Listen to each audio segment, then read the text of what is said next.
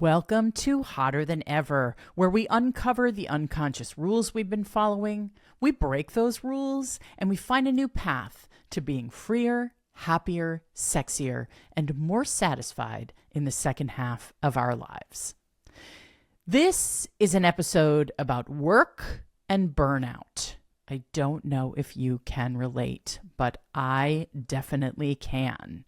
And I suspect you can too.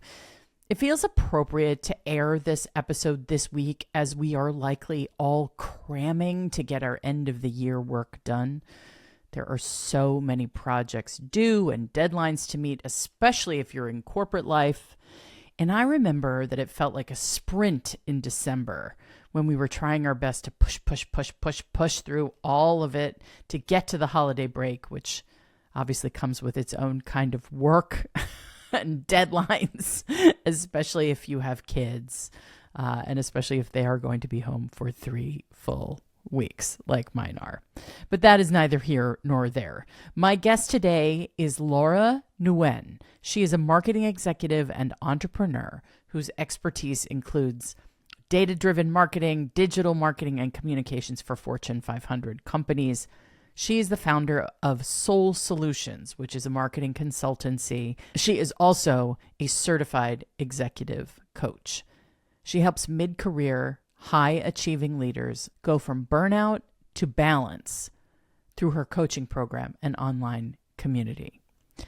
Think what you want about balance. I don't think you can have it on a day-to-day basis, but you can have it in aggregate. And Laura's new book, Career Break Compass, is a strategic guide to reclaiming work-life balance through meaningful breaks. We could all really use a break, couldn't we? Maybe if I had known that this was possible, the stuff that Laura talks about, I would never have gotten to a place where I needed to totally reinvent my career and my whole life because I was so burnt out. I'm grateful to be doing things in my own way, but for some people, maybe it would be easier or smarter or better to figure out how to structure a period of time off. This is a great conversation. I can't wait to hear what you think. All right, let's get hot. Laura Nguyen, welcome to Hotter Than Ever. So great to be here, Erin. Thank you so much for having me. Yes, I'm so excited to talk to you because this idea of taking a break from your professional life is very appealing. And it's what I've been doing for the last 2 years, but I kind of did it through getting laid off and then deciding I was going to try something different.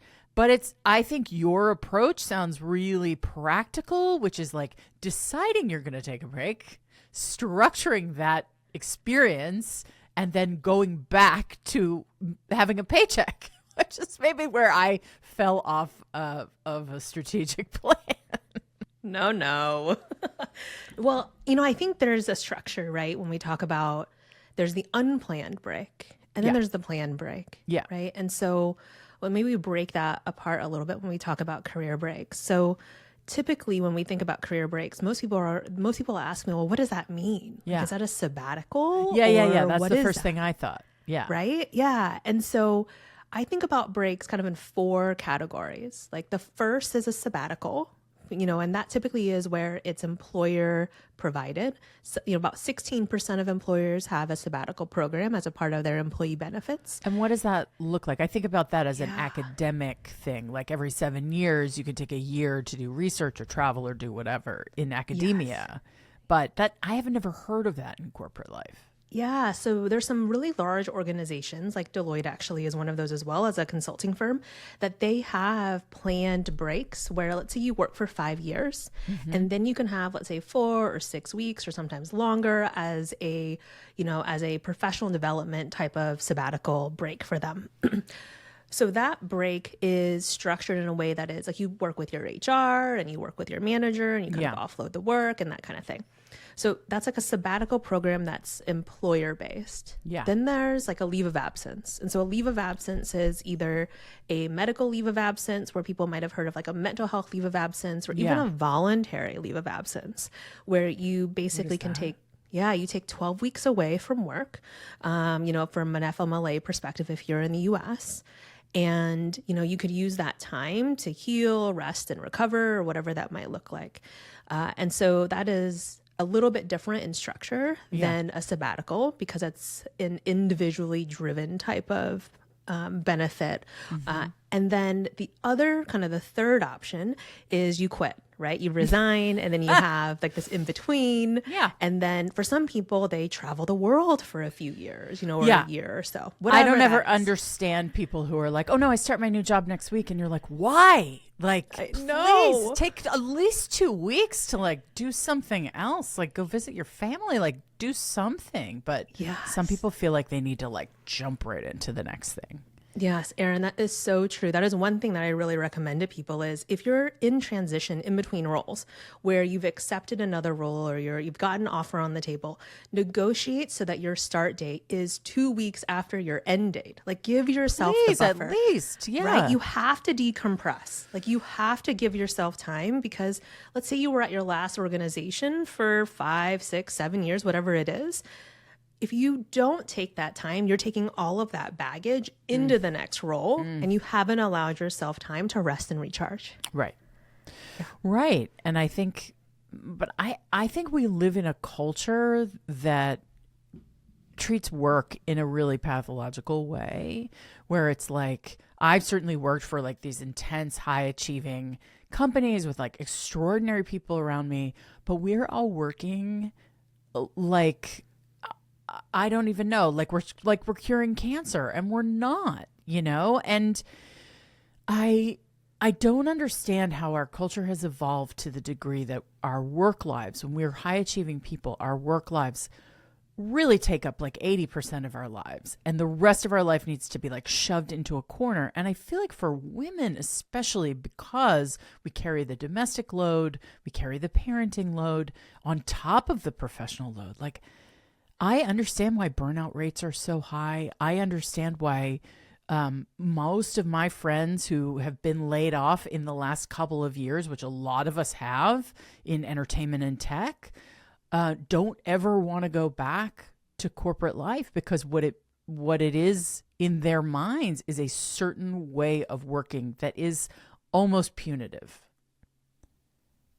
Yeah. I think there's a component of, you think about what's changed in the workplaces, right? And the speed of technology has shifted how we work and how we live, and even just the trends around, let's say from a digital perspective, right? We had phones that then made us really accessible. Yeah. We've got email on our devices, right? And creating that separation is really hard because we're so easily accessible no matter where we're at. Laptops, we used to have desktop computers, right? Now you have laptops, you take it with you. I traveled with my laptop for 20 years. Yeah. The first time I didn't travel without my laptop was when I left. Yeah. Right? Like that was the first time ever. And then also just the demand around some of these technologies. Like you think about Slack or instant messaging, and it goes above and beyond where you're constantly available. There's this really great book called Micro Stresses, and it talks about this challenge of how we are constantly as employees dealing with all of these tiny little nuanced things that add up and create just this compounded stress for us, which ultimately leads to burnout because you're not having any boundaries in your life at all. Well, yeah. And I think that a lot of professional culture, a lot of work cultures, company cultures reward a lack of boundaries, reward this sort of idea of being a hero and being selfless and coming in the last minute and always being willing to I was totally that person in my last job where we would have a hard thing we had to do on a tight deadline. And it was like, all right, I got this. Like, I got this because I can do it. I'm capable of doing it. And I like the pats on the back that I get for my own masochism, really. It's messed up. But we're good girls, right? We're trying to win. We're trying to achieve and accomplish and rise. And, that is one way that women do it in the workplace. Yeah. I think the expectations, there's then an expectation and there's an unspoken expectation Absolutely amongst women and our peers, right? There's the expectation of doing the job, but to your point of going above and beyond for unpaid labor is really the challenge, right? Volunteering, yes, for those projects, but volunteering for the events within the organization, DE&I programs and leading those programs without any benefit as a part of, how you're actually being measured. And then you take that to another level, right? Of making sure that, not only are we trying to do great work in our day-to-day work, but we also have to worry about people liking us or not, or being successful enough or not, or sponsoring other people to the table or not, or breaking a glass ceiling. And what does that look like? And that becomes a challenge. And I'm sure, Erin, you faced it as well, which is how can we, it's this duality of like, how do we help create spaces for women in leadership to have much more of an impact, but also it's freaking exhausting.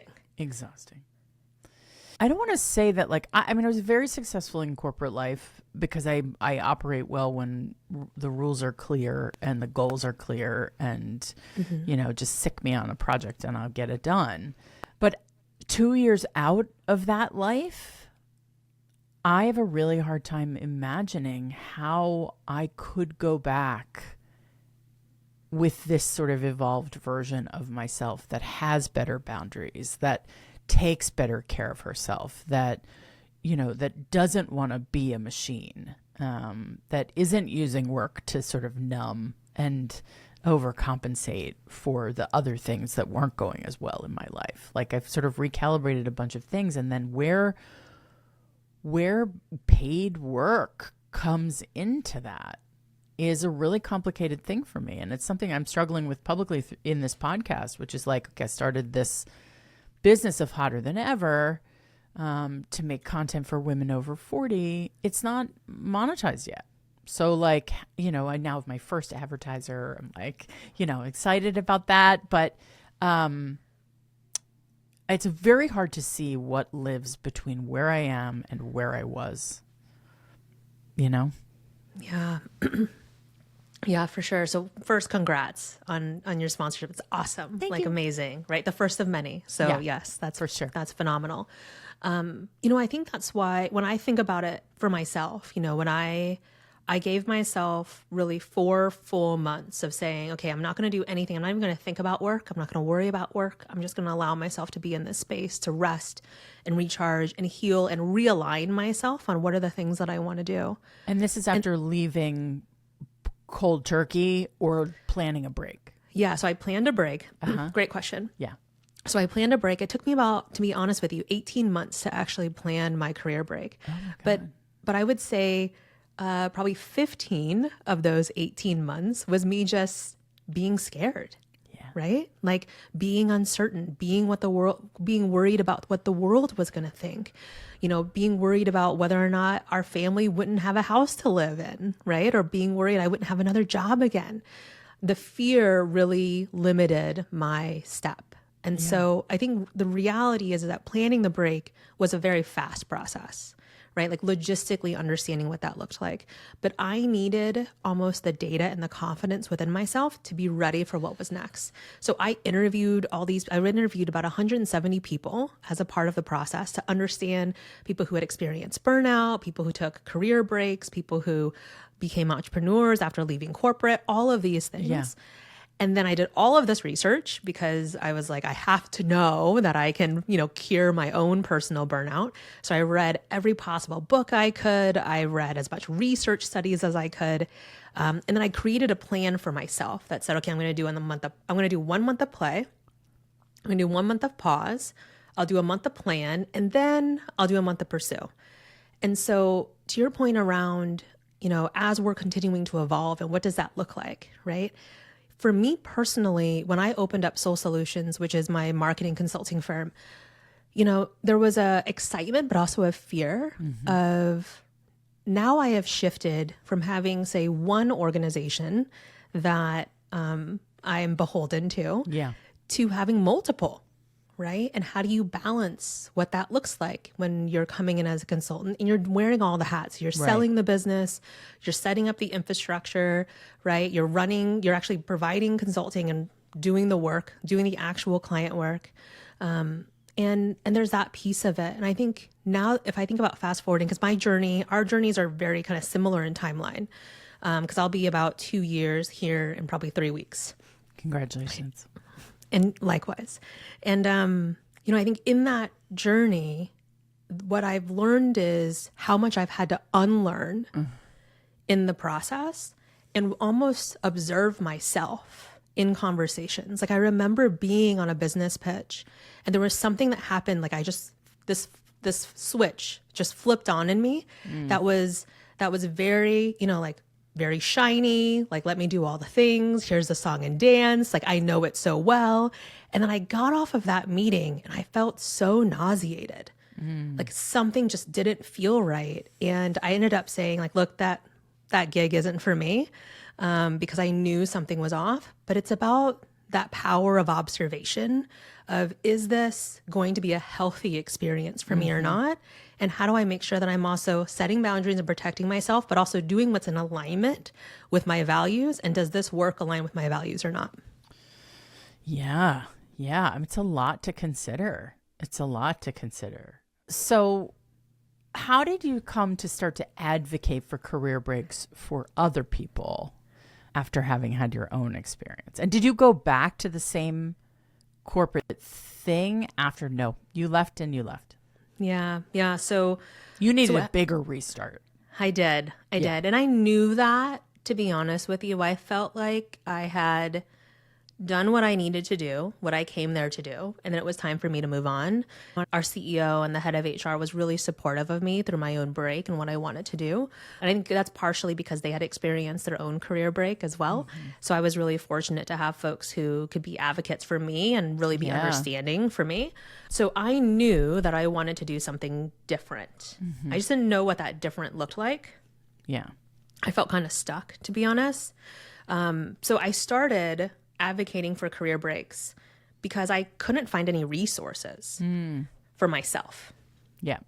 And that's often how it happens, right? Yeah, right. And I didn't know how to articulate it in a way that could be helpful for people. And so where it started was I was like, well, I'll go to LinkedIn and I'll just share my story and see what happens. And I think I had a viral post, quote unquote, right? So like there's like probably 7 million views on that post. What? Like tons of, like thousands of interactions, thousands of comments. And I got 3,000 direct messages from people. And that's what really began my journey, was people need some sort of resource because we feel really alone. Yeah. And how do we help each other navigate these waters? Because there isn't a guide map. There's no roadmap to tell us where to go or how to do things, and people feel lost. Yeah, and we're like so busy doing it right. And then all of a sudden, I think, especially in midlife, we wake up and we go, wait, what is this for? Why am I grinding so hard? Why am I pushing so hard?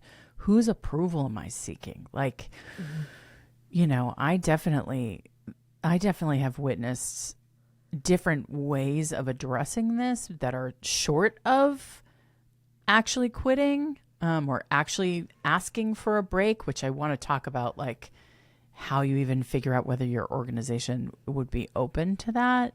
But I certainly saw in one culture that I was in, people just started stopping the volunteer work because they felt so overwhelmed by the workload of their job itself. And then they started pulling back from, I did a huge amount of DEI work when I was at Snapchat. And I was really committed to, helping increase representation on camera and behind the scenes for the shows that we were making, because I really wanted our shows to look like our audience, which was, Gen Z, the most diverse generation ever. And the company was so happy to have me do this work, to sign up to like create a partner pledge and work with the Annenberg Institute and like all this stuff that we did. But that was not in my job description. And no one was giving me a bonus for that. And I saw, not at that organization specifically, but at various places that I've been, people being like, you know what, I'm not doing that stuff anymore. Like, I'm not getting paid for it. But it's tough because you want to be invested in the mission of the company. You want to make as much of an impact as you possibly can. And, to my mind, in the places that I've worked, which have been tech and entertainment, there's 30 people lined up for your job. So like the idea of being like, hey, I'm approaching burnout and I would like to take a 4-month break. And these are all the smart reasons. And then I'll come back. And it's like, I used to say like, we should get this deal done now because a year from now we might be making flying cars. Like, we do not fucking know what tech is bringing our way. Now everything's AI. It's like, ooh, you step aside. Similar thing for maternity leave, right? That women feel like I step aside to create human life for a hot minute before I come back to this Zoom. And then, and then you feel like, oh, fuck, like someone's taken my place. Someone's taken over my projects. I'm not, racing up the ladder in the way that I was. I'm not seen in the same way as I was. Like there is, deeply researched and acknowledged motherhood penalty, I would have feared a penalty from taking a break. Yeah, for sure. And I did. To be totally honest, Erin, right? I did. And I think it is a concern that most people have. Yeah. It's financial security, right? And it's also, these are folks that are high achievers that have goals. Right. Right? Like we have goals we have yet to achieve. We still have years to work and things that we want to create and produce. And I think a lot of it is for me to create a separation between kind of this component of, am I doing enough to continue to get right the promotions and the dollars, cash and prizes, right, that I'm looking for, right? And put that almost as when is enough? Like, when is enough money enough? When is the next right title enough for me? Like, am I going to be happier when I have, a C-suite title in front of my name? Like, if I'm a VP now, is that really going to be different for me? Right. And is that really what I want for my life? And I remember talking to an executive coach that I had, and he'd been working with me for, over a year or two. And I had said, I don't know if I want that job, because the truth is that I also recognize I only have a specific number of years, right, with my kiddo. And when I look back on my life, what am I going to be most proud of? And that's what I had to reframe myself of, I can still be successful. I can still do the things I want to do, but it might just look a little different in this season of life. Yeah, that's a big one. I have always been in this position of like, when you're in a creative job in a corporation, when you get promoted, you don't get to do the fun stuff anymore. So I had these cautionary tales above me of bosses who had allowed themselves, who had sort of been like, okay, well, this is the next thing, to be pushed upwards into management positions. And then their whole job becomes internal reporting and reporting upward and also evangelizing outward. But, you could tell the executives who were unhappy about that because they would come in and meddle in your projects. I guess they wanted to play with the toys. Yeah. And, I had the benefit of sitting in for a boss for her maternity leave twice. So I got a taste of what her job was. And when she eventually left, I did not raise my hand for it. Because number one, she was the only woman at the next tier up. She was the only woman sitting in a room full of 30 men. And, she couldn't even speak without seeming strident, or whatever, all this like gendered burden on her. I hated those conference calls when I was sitting in on her maternity leave. I was like, oh, there is like no room for who I actually am in this room. Like, no, thank you. This is not for me. So sometimes you get a glimpse behind the curtain of like what succeeding upward in an organization can look like.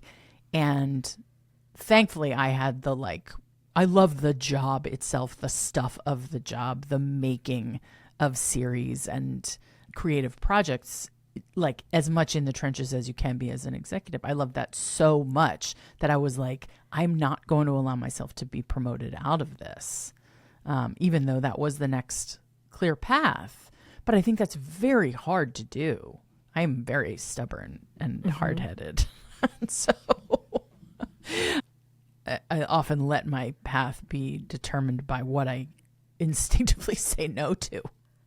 Yeah. Well, that's the power of it. The no, right? Yeah.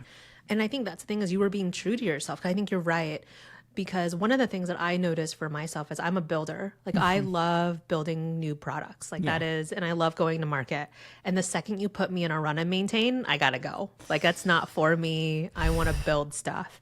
And so, when I was, to your point around being able to be a part of the building process. Yeah. And that's what I needed. Like when I talk about I lost my mojo, was like I needed to build stuff again. Yeah. And that was really the first, I'd say, 9 months of my entrepreneurship journey was going back to building things again. And that has been really, really filling, is being able to build new products. And that's been such a fun, and I love tech, like I love building new sites and new databases and those types of things. I love that piece of it. And I had gotten so far away from it. And it was fun to be able to get back in it, even if it's, sometimes you need some tactical to be able to provide real strategy.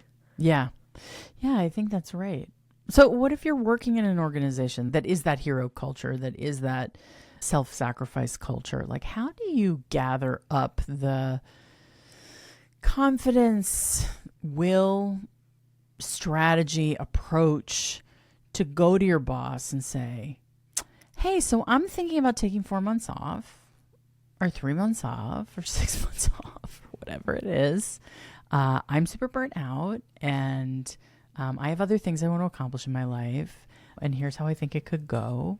Do you start by looking at the employee handbook and going, do they even mention this? Yeah, so there's a couple ways. And I think most people go down the path of I'm just going to quit because there's no other option, right? Yeah.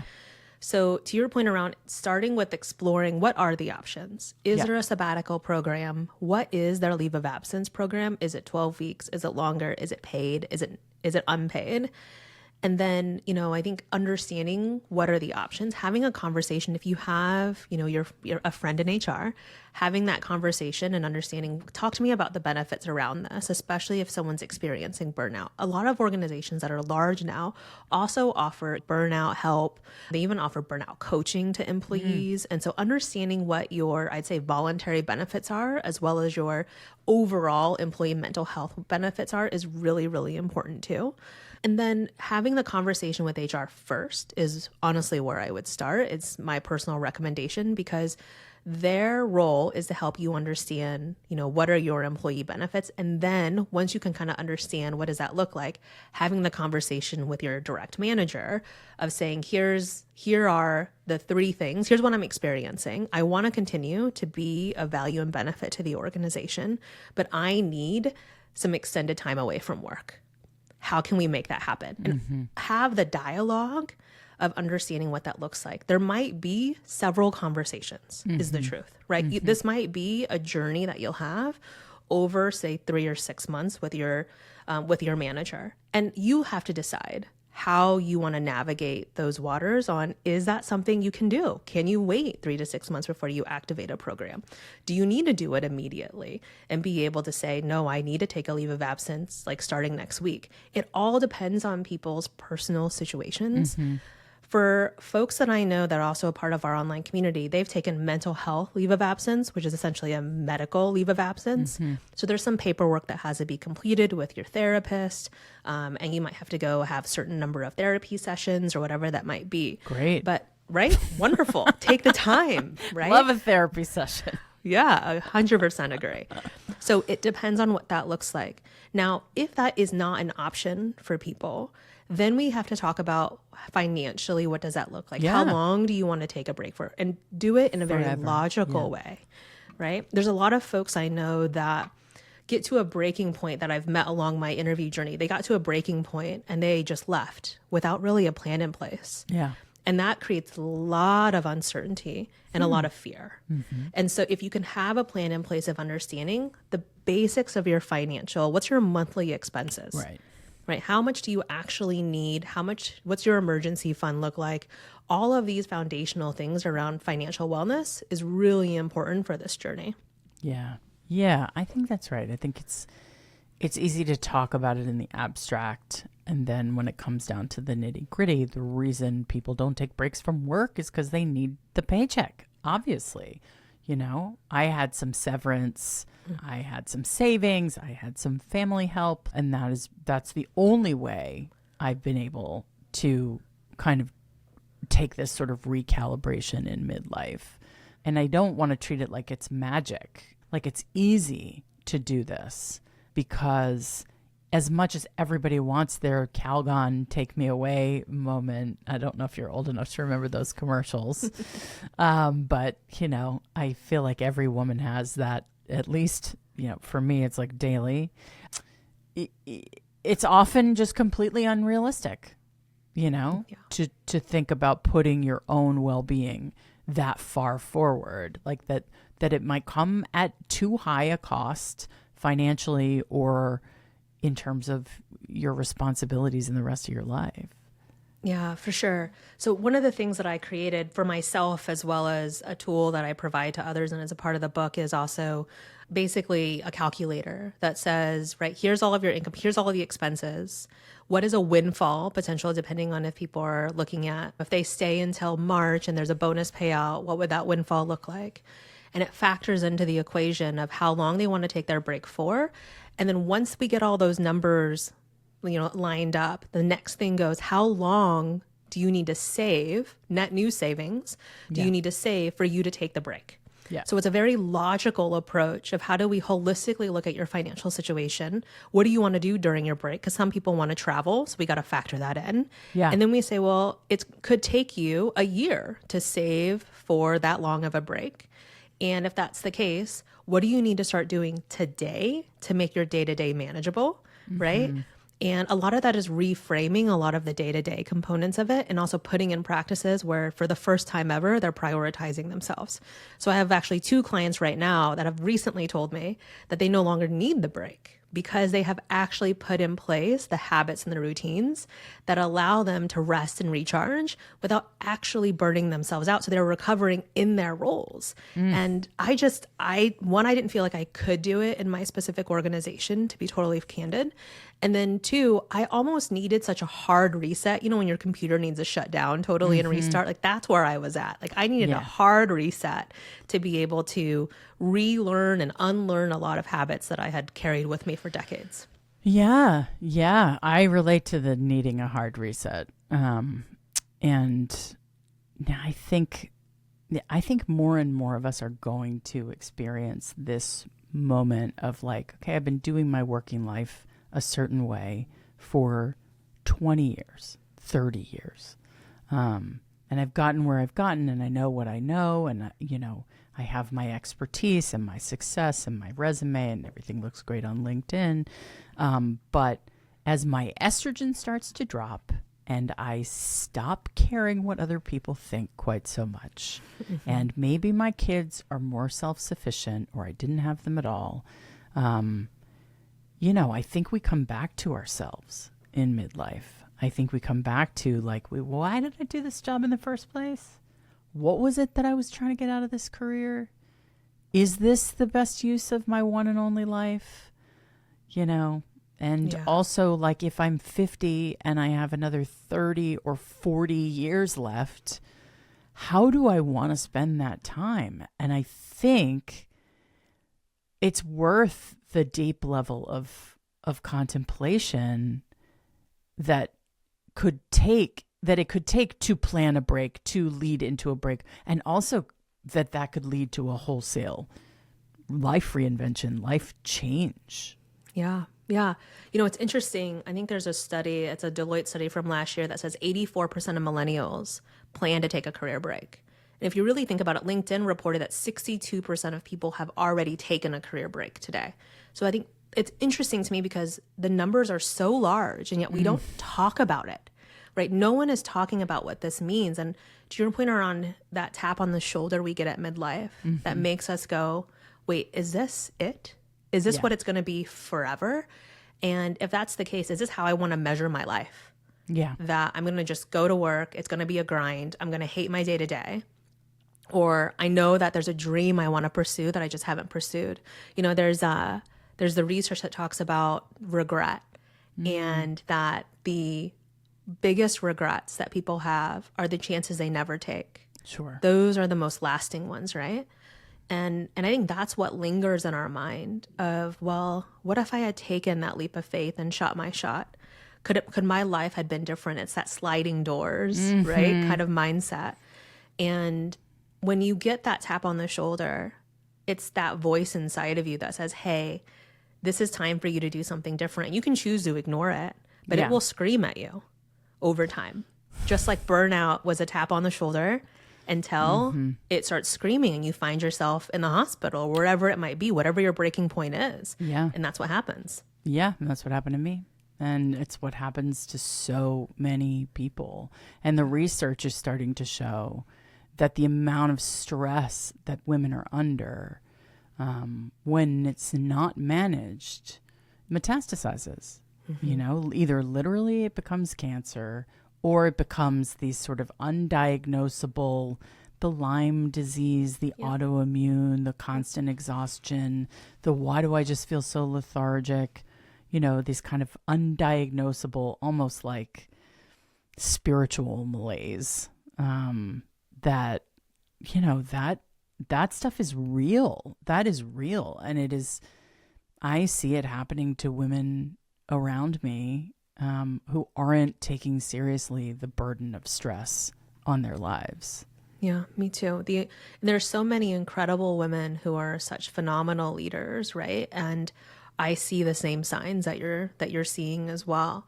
And there's nothing, I just want to be like, it's okay. Take the time to rest and recharge. It's okay. Like the thing is we're going to accelerate, you know, our path to the grave if you continue to go at this pace. Like that's the reality of the situation. And if we have this one precious life, like what do you want to do with it? And I think that question is paralyzing for a lot of people. Oh yeah. Right? Yeah. Or I even asked the question, what do you like to do for fun? Like that's a really simple question. And people are like, I don't even know what you're talking about. Like, I can't remember what I did and I didn't either. I worked and I had kids, you know, I had these twins and, you know, I didn't have time for friendship. I didn't have hobbies. I didn't have much of a marriage. I just was like, you know, working or trying to give my kids some attention.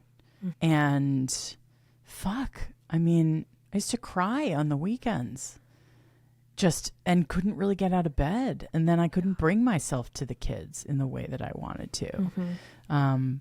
Because I was so stressed. Yeah. I was so stressed. I always thought like, well, I'm just weak.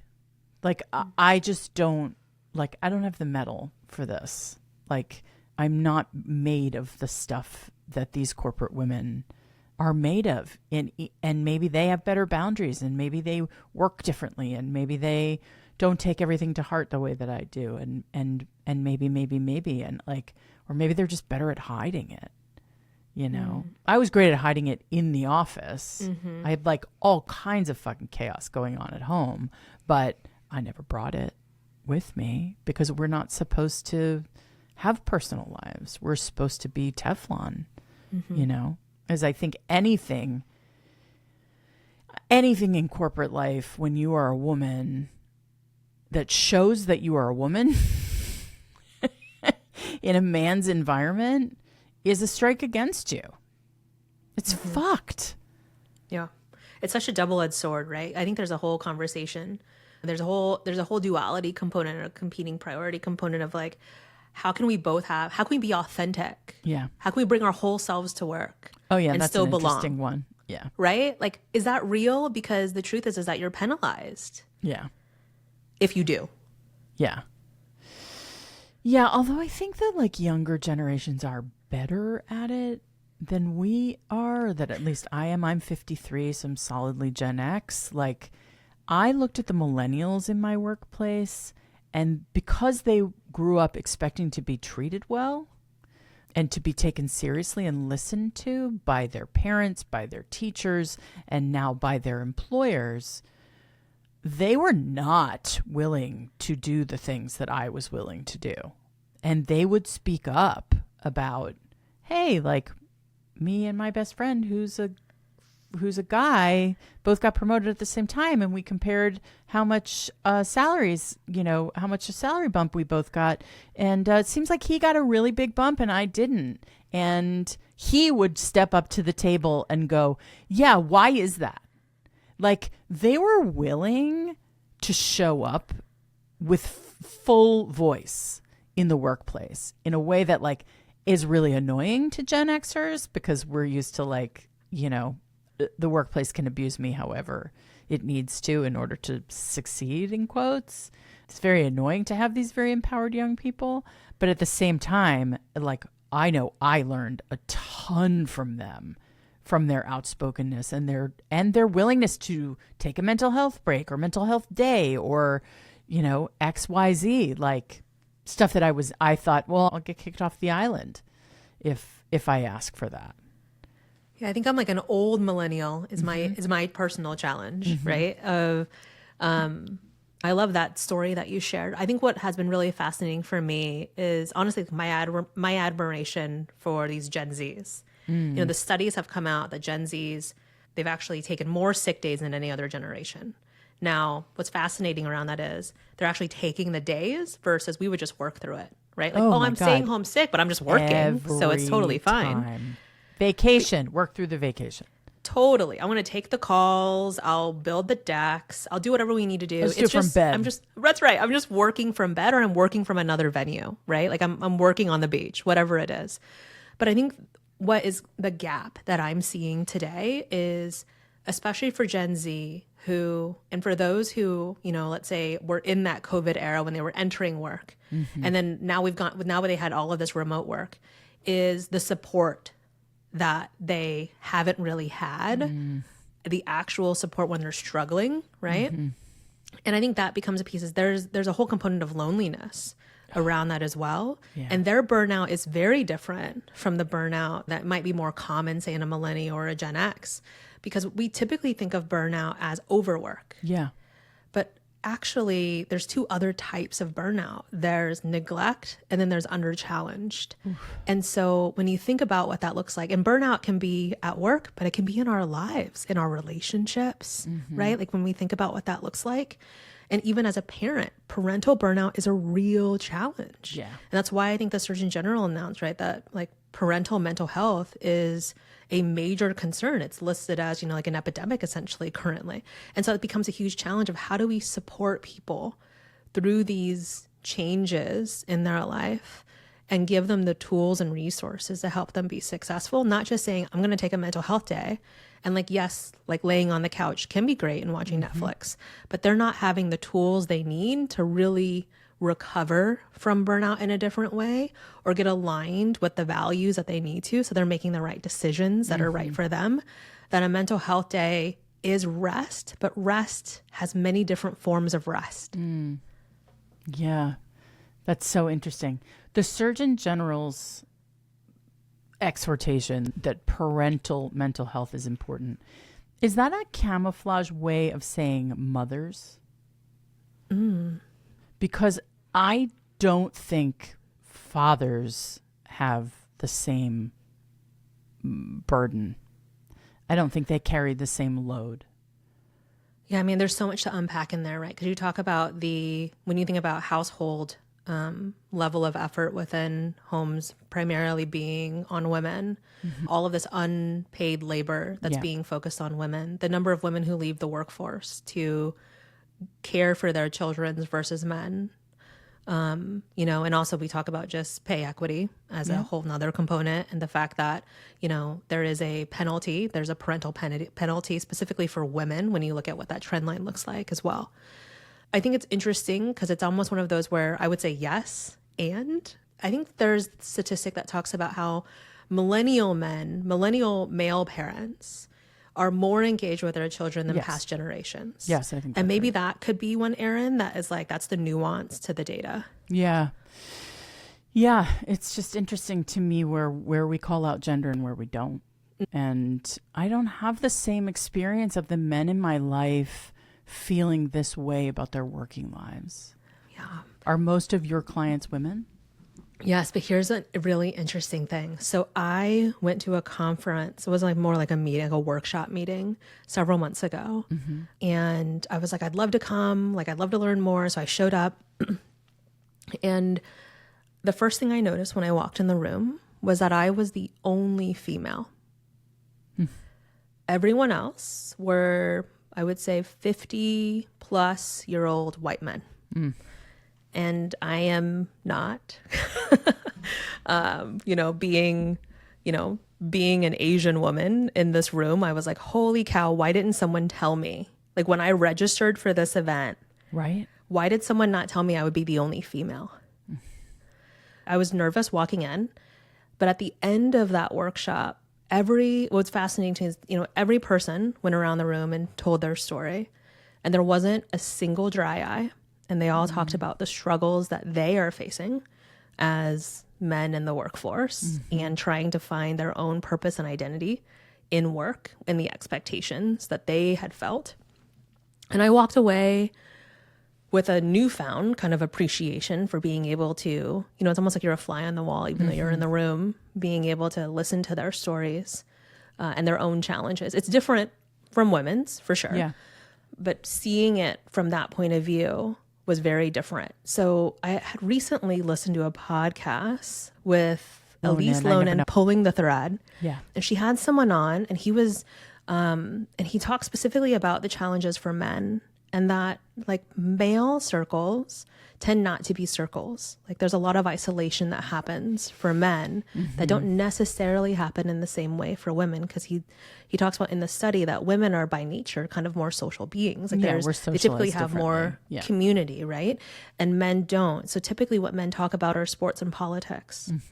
And that was what he found in his research. So what happened is that when they hit this point where there is a point of crisis, there's a deep sense of loneliness and identity that gets lost. Yeah. And I was just talking to someone on their podcast yesterday, and he talked exactly about a friend of his who had withdrawn.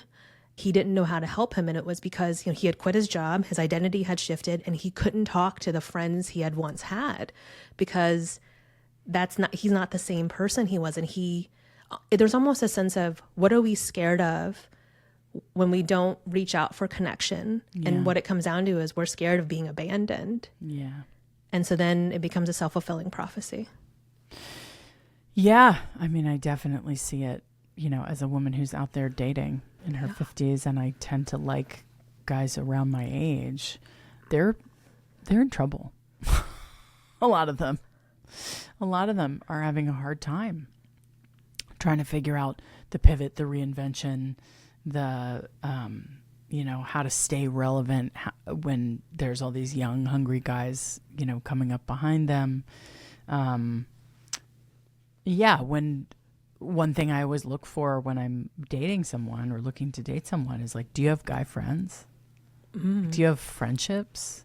You know, because if you don't, then you're not, some part of you is lonely and not being cared for. And that's worrisome to me because that just means more work for me. Yeah. That's self-protective. It's kind. It's also self-protective. Right? For sure. But I think it's also true even for some women. Like, I'm an introvert by nature. And so when I found myself in burnout, I'm also a Capricorn, which apparently Capricorns like go internal. That's like a thing apparently based on the astrology I've been reading. I dated one of those. Yeah. I dated one of those. And so like in times of stress, we go inward. Yeah. Right. And so And there's a component of this loneliness factor that happens from that as well. And you're right around asking the question. And even as female entrepreneurs, like the most impactful thing for me was finding a tribe, finding a group of women who are all doing the same thing to just hold each other accountable, but honestly, just understand the challenges really was the thing. Yep. That makes sense. So talk to me about when you go back to work after taking a break. What is that experience like for people? Do they feel refreshed, recharged, renewed, given a different focus? Like that's what you would hope, right? Yeah. Great question. So a couple of things, which is, have you ever been on a boat? I have been on a boat. Yeah. You know, when you get off the boat, how do you feel? A little woozy, a little like, whoa, like the ground is different. Yeah. Yes. Right? There's a lot of movement and it's unexpected. And you have created a lot of structure for yourself before. You've really had, or maybe not a ton of structure during your break. And you're now back on land and it feels jarring. Like you're moving, but nothing else is. And you know nothing else is moving, but yet you are. That's what a lot of people feel like. They feel disoriented. Because they're different. They are different. Yes, they're different. And they're putting themselves into a world that is ultimately the same. And when we talk about creating that sense of belonging again, right, where you can be authentic and true, they get nervous about talking about the time that they've taken away from work and what does that look like. Right. And so I talk about what are the tools that you need in your toolbox. So the first one is really thinking about how can you continue to take the practices in your break and flow them into your day-to-day practices. Yeah. So that's why I think about it as like your play, your pause, and your plan. That's like, those are my 3 core Ps. So you need to keep doing things that you enjoy and that you love. Schedule it every week. Because if you start to miss that, if you skip a week, 2 weeks, a month, you're going to feel it and it's going to hurt. Yeah. So you have to make sure that you're prioritizing that.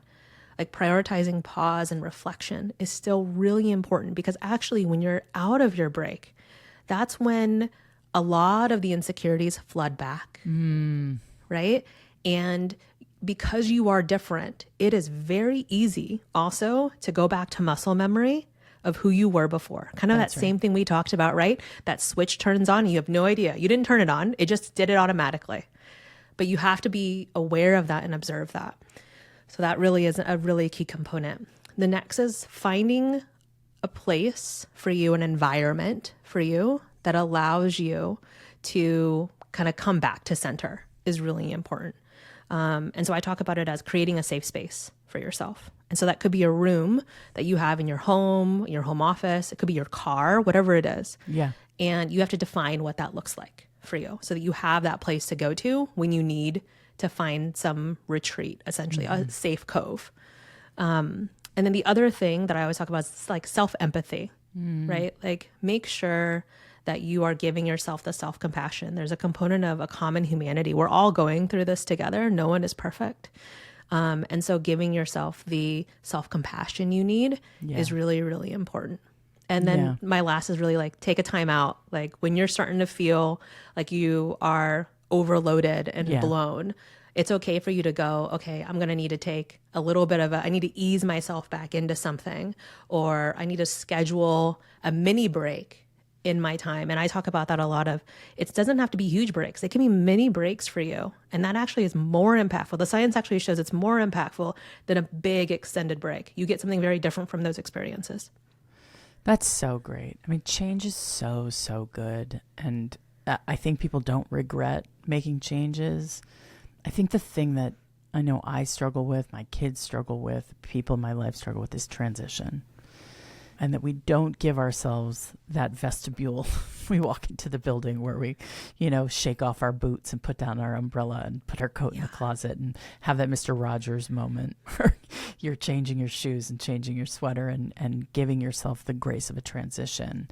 And I feel like your plan has a lot of sort of structured, thoughtful things inside of it that can help people work on the transition parts, because those are often practices, right, that we can sort of insert into our routines. And I'm a terribly inconsistent routine haver, but I know that if I'm feeling some kind of way, I better journal. I better at least meditate for 5 minutes. I better go exercise.